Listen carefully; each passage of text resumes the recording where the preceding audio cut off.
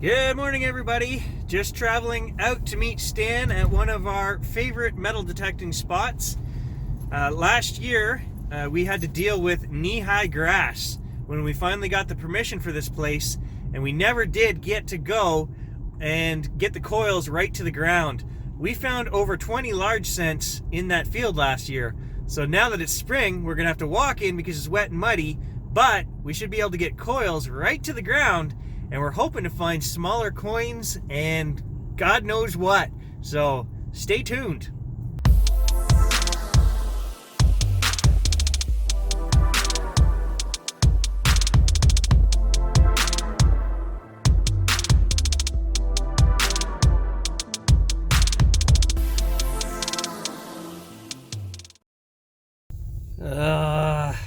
I knew it snowed last night.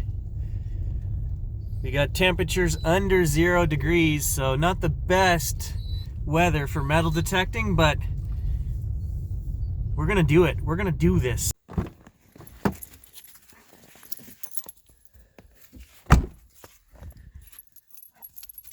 That's gonna lead to some wet, dirty digging.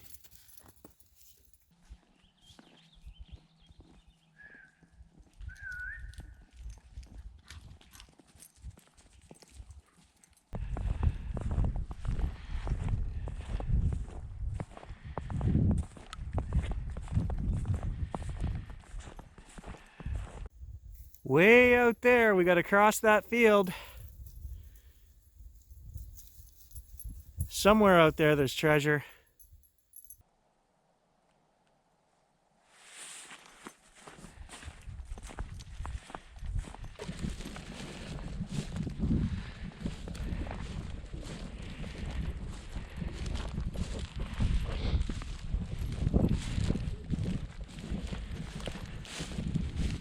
Beautiful out here today, guys. It's cold, it's crisp, but there's nobody here. It's quiet. And just, I wish I had my other cameras. It's so picturesque right now. That fresh little bit of snow on the ground and the sun peeking through the clouds. I could just spend a day photographing right now. It's so beautiful here.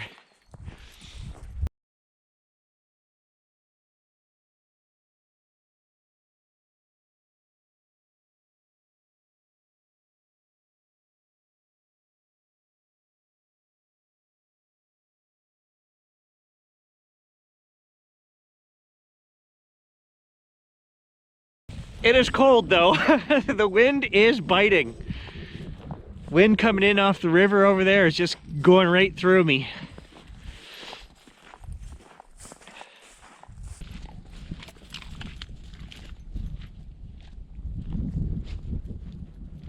So hopefully we'll have a bunch of new signals here thanks to the spring thaw and the frost coming out of the ground. We won't have to deal with the grass that was up to our knees. This is a strange sight.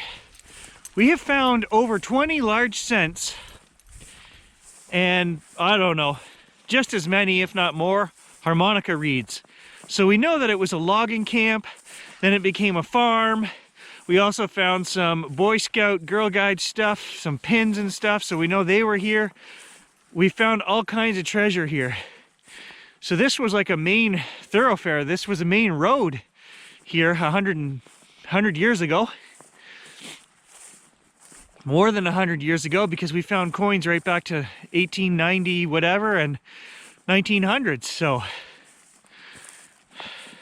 all right, first hole of the day, an old bent square nail, solid 17.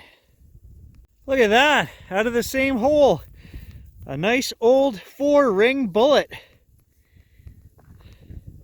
Awesome start. And in the next hole, we've got a really old piece of lead. It's got the white patina to it, probably been buried 100 years. And then an iron, I don't know what this is. It's flat on one end, curved on the other, definitely made to be that way. I don't know what it is though. Yeah, I'm gonna have to Grim Reaper it from here on out. The wind is just, it's cutting right through me. I'm not quitting though. There, I dug that one out for Stan. An old tip of a plow. It's not edible, buddy.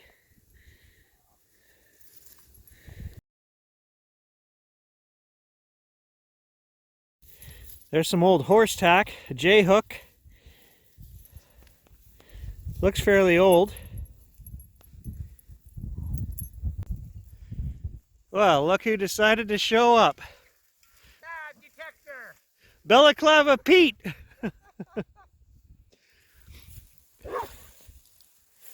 I got a big find for you right here by the pack sack. Behind the pack sack.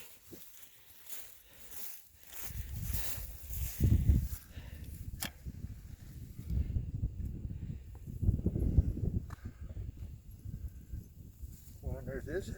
It's a tip off a plow. That's a different one. Very different. So Stan was here yesterday and got a 1916 large cent, and he did some exploring, and he says he has something he wants to show me down on the point down there after. Look at that. That was a solid 12, and I thought it was going to be a bullet. I think it's a coin. It's either a button or a coin. Maybe a nickel? Could be a nickel. An old nickel. Let's clean that up and take a look. 1905. Look at that, guys.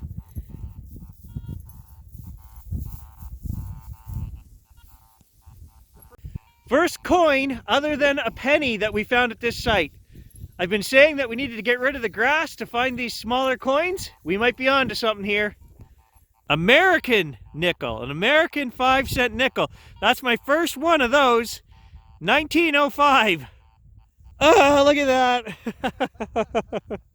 I'm stoked now. There's one for my alphabet pile. Small letter D. I don't know what this is. Maybe a piece off of a buckle or like a belt buckle or something. I don't know. I thought at first that it was silver. It's very intricate. There's like a little crown or something. There's letters. But then I rubbed it with my finger and it's plated because that piece right there came off. Look at that. I don't know what it is.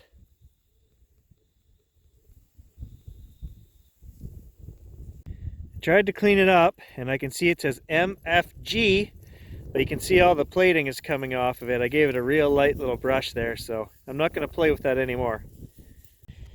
And right beside the last hole, look at this. This might be the other, this is the other half of what we just found.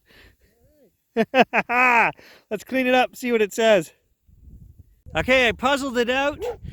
If you put the two pieces together, it's a plate off of a Singer sewing machine, I think. It says Singer MFG Company. I'll show you guys. There you go, guys. Singer Manufacturing Company.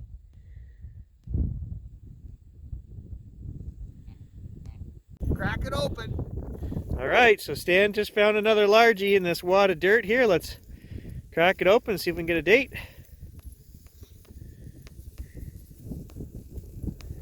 It's not a largie. It is not a largie. It's not a largie? No. Oh, what is it? I don't know. It's something round. like a bowl of something. Oh, shit. Sure looked like a largie in the clump. So there stands largie. I still don't know what it is, even when I cleaned it off. It's got 3 holes in it. False alarm. Back to work, you. Find me a largie.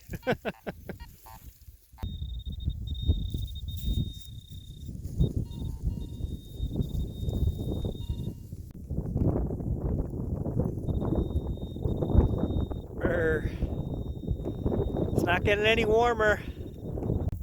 So Stan was just yelling down to me, you know, how weird it is that we found this many coins here in this field. We don't know the exact story of what was going on here. There had to be more than just a standard lumber mill and a farm. We found so many large cents here, it's crazy. And I said, you know, we found more treasure here than Oak Island. And that's the truth. I've been watching that show for 8 years, and Stan and I have found a lot more stuff than they find on that show. That's going to be the new tag on my series for metal detecting here. Finding more shit than Oak Island. It's not getting any better.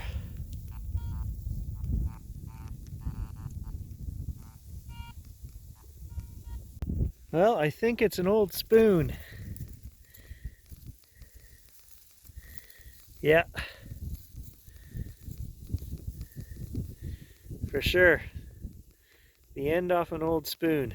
There you go, 100-year-old spoon. There's an old shell that I've never found before. It says Lancaster on the top. And then London, and then E-L-E-Y on the bottom. Lancaster, London, Ely.